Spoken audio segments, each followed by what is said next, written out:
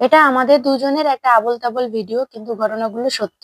বেশি মোবাইল দেখে না, আন্টি বেশি মোবাইল দেখে। আমি নাক বন্ধ করলাম না।